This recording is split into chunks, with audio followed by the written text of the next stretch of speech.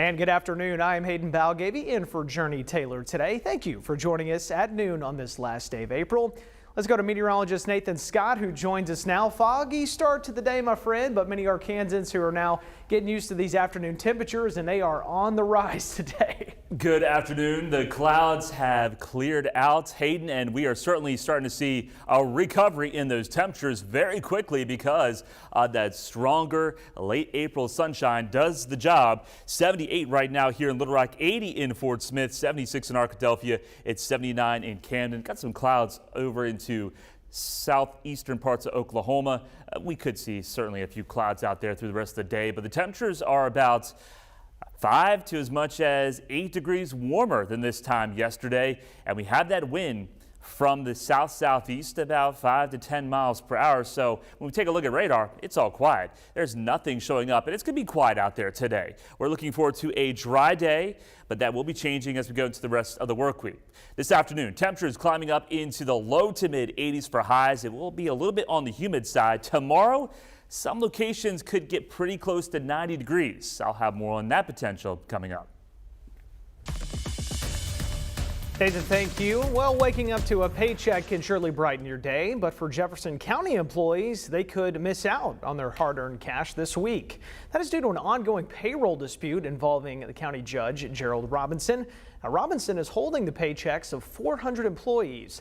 The judge continues to question if 2 specific employees are being paid illegally, and if the problem is not fixed, everyone is at risk of not seeing their paychecks anytime soon.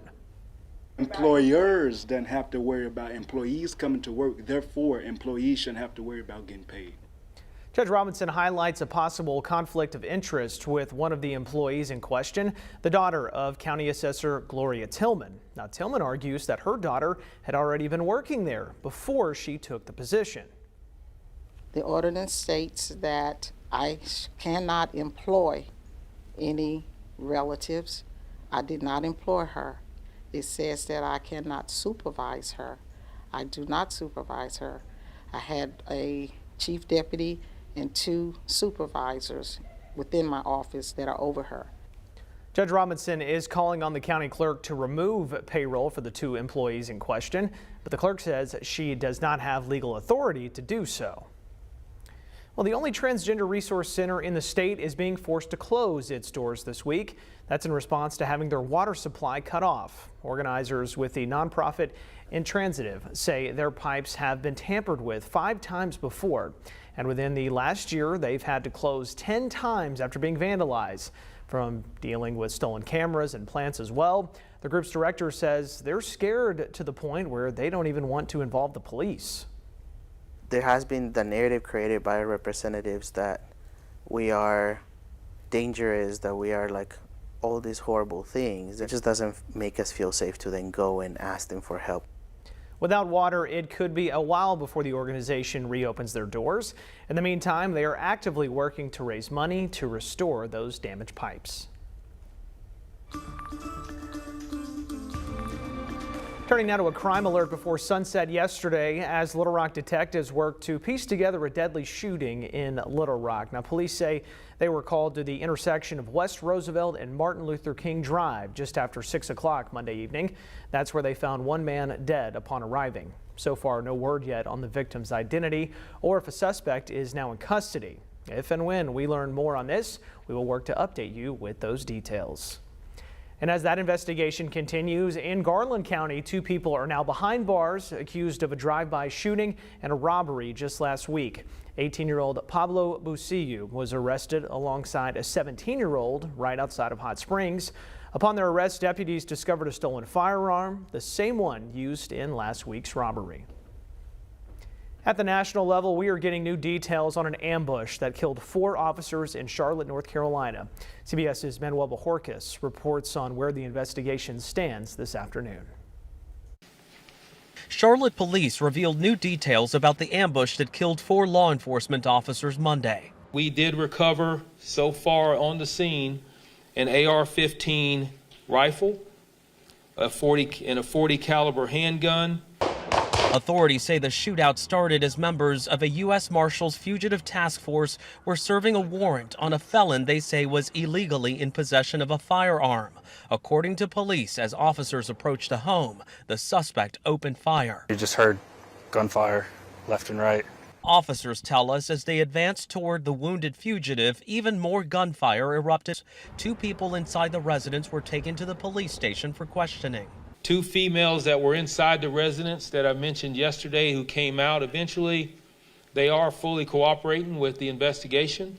Authorities identified the deputy U.S. Marshal who was killed in the shootout. Thomas Weeks is a deputy United States Marshal. He was 48 years old.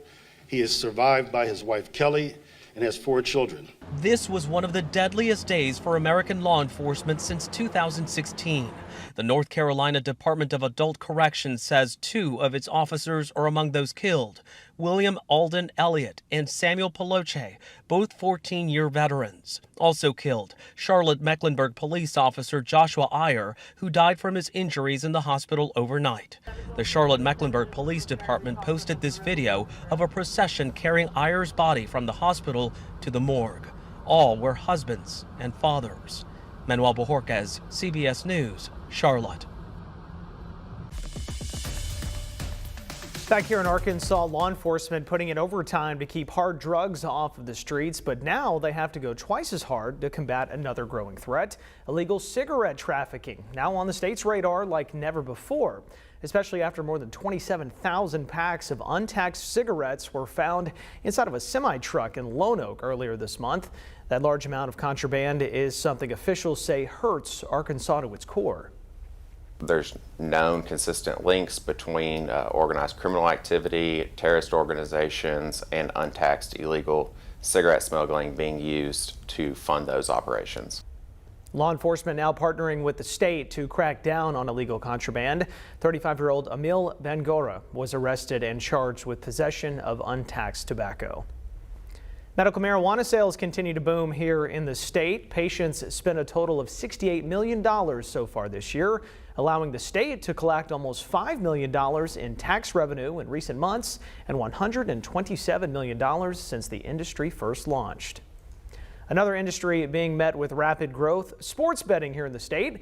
And with things going digital, the state could make plenty more money off of the gambling industry. The Racing Commission revealed that wagers are averaging out to $1.5 million per day. That is a whole lot of cash, and with sports betting still expanding, the state is already on track to surpass $500 million for mobile wagers. News that good has officials pushing to bring the online betting experience directly to your fingertips. We believe that allowing licensed, regulated casinos to engage in this same business will not really change anything. There'll still be online gaming occurring, but the state will generate revenue. The decision to allow interactive gaming or iGaming falls in the hands of the Racing Commission. Well, coming up, sometimes hopping on a bike for an active day means you could be putting your safety on the line. Coming up, what new safety technology could mean for the future of cycling. And take a look from our view 11. We've got lots of blue sky with some puffy cumulus clouds out there, but we stay dry. These clouds are not going to develop. However, the chance of showers and storms returns to the forecast. I'll let you know when coming up.